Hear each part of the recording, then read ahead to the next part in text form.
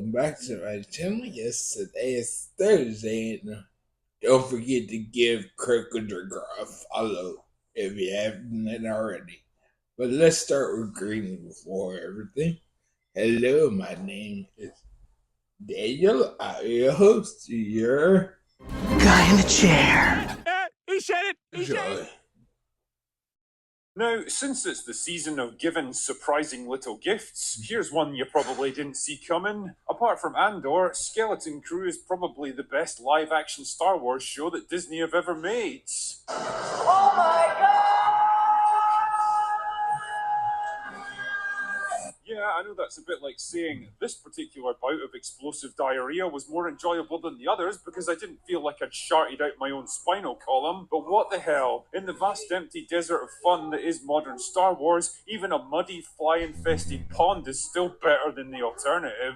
Seriously though, it's a show that clearly understands the spirit of adventure and boundless possibilities that's been so lacking in Star Wars since Disney took over, and makes a fair attempt at recapturing it. It doesn't always get it right, but it's at least trying, and you get the impression it was made by people who actually wanted to produce something good, unlike others I could name. The quartet of main characters all fit neatly into their standard archetypes, and generally it feels pretty close to what the corporate shill media described it as, the Goonies in space. Almost to an uncanny degree, in fact, but I'll talk more about that later. Believe that! Anyway, the show follows 4 kids living on the safe but boring planet of Aten, which is so similar in culture and aesthetics to modern-day Earth that it actually becomes kind of disorienting at times. Like I'm watching some weird hybrid of Star Wars and Saved by the Bell. Fuck, you're old. Either way, I'm just pleased that we're not stuck on yet another desert planet because it's the only background they can get to work properly with the volume screen. Anyway, main character Wim takes a shortcut to school one day when he stumbles across a hatch buried out in the woods. He's convinced that it's a Jedi temple because he's obsessed with the Jedi for some reason and can't wait to discover more. But when he comes back to uncover it later that night, the rest of the gang end up following him and work together to get the hatch open. But funnily enough, it's not a Jedi temple, it's actually a buried spaceship, and before you can say contrived plot event, they've accidentally reactivated it and flown off on autopilot. And so begins the gang's little adventure in a galaxy far, far away, as they try to avoid pirates and cutthroats, repair their damaged ship, and ultimately find a way back to their home planet, while uncovering the mystery of how and why it's managed to stay hidden from the rest of the galaxy for so long.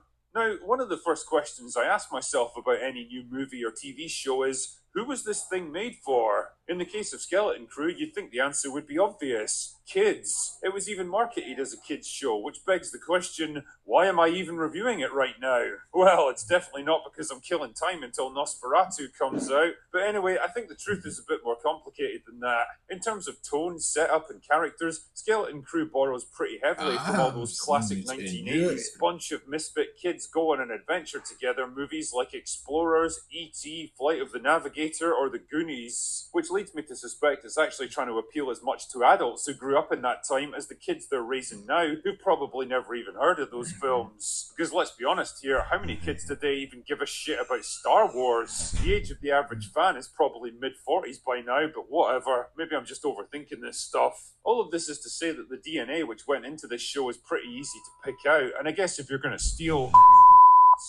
pay homage to the work of others, you might as well pick the best source material you can find.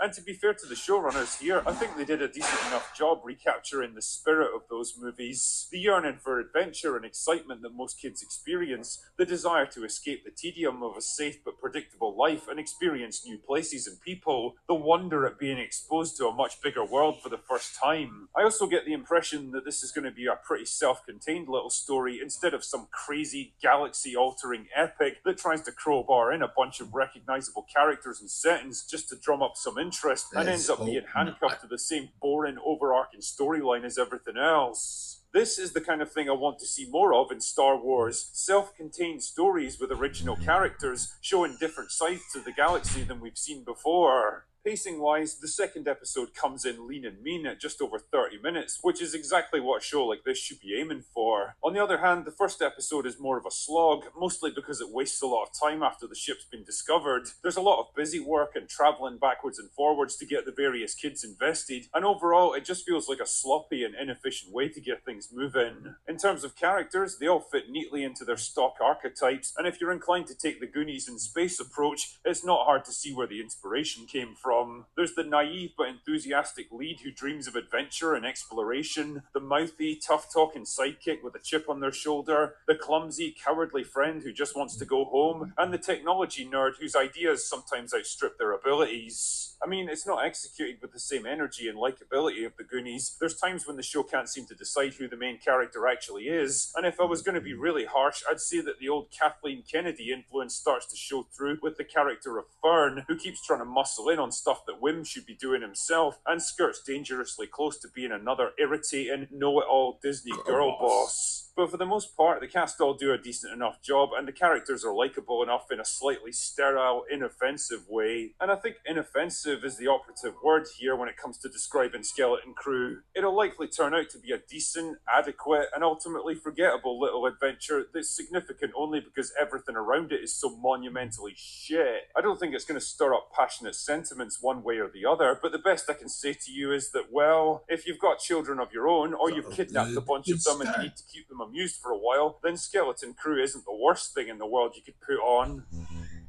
Anyway, that's all I've got for today. Go away Hey now. guys, I hope y'all enjoyed that. Don't forget to give him a follow. He does good work.